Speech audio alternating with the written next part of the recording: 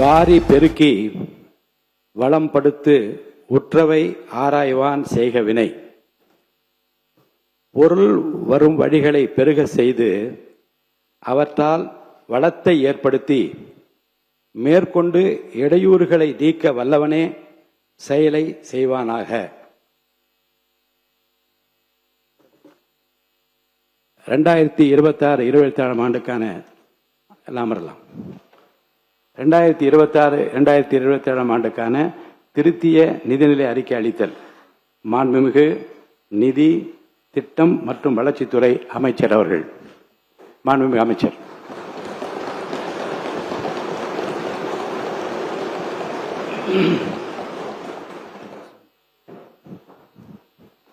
மாண்புமிகு பேரவைத் தலைவர் அவர்களே, தந்தை பெரியார், பெருந்தலைவர் காமராஜர், அண்ணல் அம்பேத்கர், ராணி வேலு நாச்சியார், மக்கள் சேவகர் அஞ்சலை அம்மாள் ஆகிய எங்கள் கொள்கை தலைவர்களுக்கு வணக்கம் செலுத்தி, ஆட்சி அதிகார நிர்வாக நிலைகளில் எங்களை வழிநடத்தும் மக்கள் நலன் சார்ந்த மக்களாட்சி நடத்திய மாபெரும் மக்கள் தலைவரான பெருந்தலைவர் காமராஜர், பேரறிஞர் அண்ணா, மக்கள் திலகம் எம்ஜிஆர் போன்ற ஆளுமைகளை கொண்ட பெருமை வாய்ந்த இந்த பேரவையின் முன் 2026-27 ஆண்டுக்கான திருத்த வரவு செலவு திட்ட மதிப்பீடுகளை வைப்பதில் நான் மகிழ்ச்சியும் பெருமையும் கொள்கிறேன்.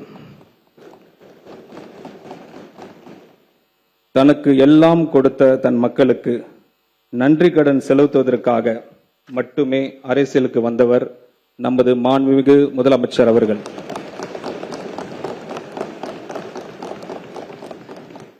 தன் உயிராக நேசிக்கும் மக்களுக்காக, தன்னை உயிராக நேசிக்கும் மக்களுக்காக பல்வேறு சூழ்ச்சிகளை எதிர்த்து மாபெரும் சரித்திர வெற்றி பெற்று ஜனநாயகனாக இந்த பேரவையில் அமர்ந்திருக்கும் நமது மாண்புமிகு முதலமைச்சர் அவர்களுக்கு எங்களை வழிநடத்தி ஆலோசனைகளை வழங்கி தமிழ்நாடு மக்களுக்கு ஒரு நல்ல அரசை கொடுக்க வேண்டும் என்பதற்காகவே சிந்தித்து அயராது பாடுபடும் மக்கள் விரும்பும் தலைவர் அவர்களுக்கு என் மனமார்ந்த நன்றிகளை தெரிவித்துக் கொள்கிறேன். தமிழ்மறை தந்த தலைமகன் திருவள்ளுவரின் காலத்தை வென்று வாக்கினை இந்த மாமன்றத்தில் பதிவு செய்து எனது உரையை தொடங்குகிறேன். பிறப்புக்கும் எல்லா உயிருக்கும் சிறப்போவா செய்தொழில் வேற்றுமையான். பிறப்பின் அடிப்படையில் அனைவரும் சமம், ஆனால் செய்யும் செயல்களில் அடிப்படையில்தான் அவரவர் சிறப்பு இயல்புகள் வேறுபடுகின்றனர். பிறப்பால் அனைவரும் சமம் என்று மேலான சமத்துவ கோட்பாட்டுடன் ஆட்சிக்கு வந்து 3 மாதங்களிலே ஏராளமான சாதனைகளை செய்து ஒவ்வொரு வீட்டிலும் பிள்ளையாக, அண்ணனாக, தம்பியாக, உயிராக, உறவாக, உணர்வாக வாழும் மக்களின் மனதில் நீங்கா இடம் பெற்றுள்ள நமது மாண்புமிகு முதலமைச்சர் அவர்களுக்கு தன் நெஞ்சில் குடியிருக்கும் தமிழ் மக்களுக்கும் நன்மை தரும் பல திட்டங்களை செயல்படுத்தி வருகிறார். தமிழ்நாடு அரசியல் வரலாற்றில் இதுவரை காணாத ஒரு சரித்திர நிகழ்வினை, மாபெரும் மக்கள் புரட்சியினை நமது மாண்புமிகு முதலமைச்சர் அவர்கள் நிகழ்த்தி காட்டியுள்ளார்கள். அனைத்து தரப்பு மக்களையும் உள்ளடக்கிய வளர்ச்சி, சமூக நீதி, சமத்துவம், பெண்கள் பாதுகாப்பு, வறுமை ஒழிப்பு, போதைப் பொருள் இல்லாத தமிழ்நாடு, ஊழலற்ற நேர்மையான வெளிப்படைத்தன்மை உடைய அரசு ஆகிய மேலான கோட்பாடுகளுடன் தொடங்கியுள்ள இந்த ஆட்சியானது கடந்த 3 மாதங்களில் இவற்றை சொன்னதை மட்டுமின்றி செய்தும் காட்டியுள்ளது. இது மட்டுமல்ல, உண்மையான சமூக நீதி மற்றும் நேர்மையான நிர்வாகத்தை ஒரு கொள்கையாகவே கொண்ட ஆட்சி இது என்பது ஒட்டுமொத்த தமிழ் மக்களும் உணர தொடங்கியுள்ளனர்.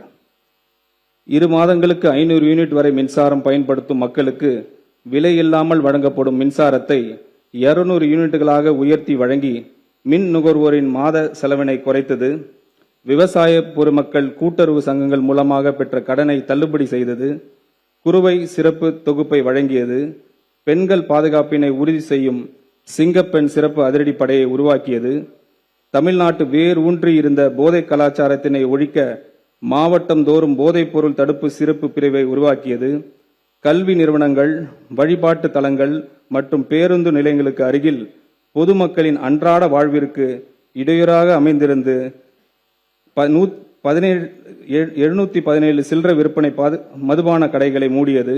அரசு மருத்துவமனைகளில் பிறக்கும் குழந்தைகளுக்கான தாய்மாமன் தங்க மோதிர திட்டத்தை பேரறிஞர் அண்ணாவின் பிறந்தநாளான செப்டம்பர் திங்கள் 15ஆம் நாள் முதல் செயல்படுத்த உள்ளது.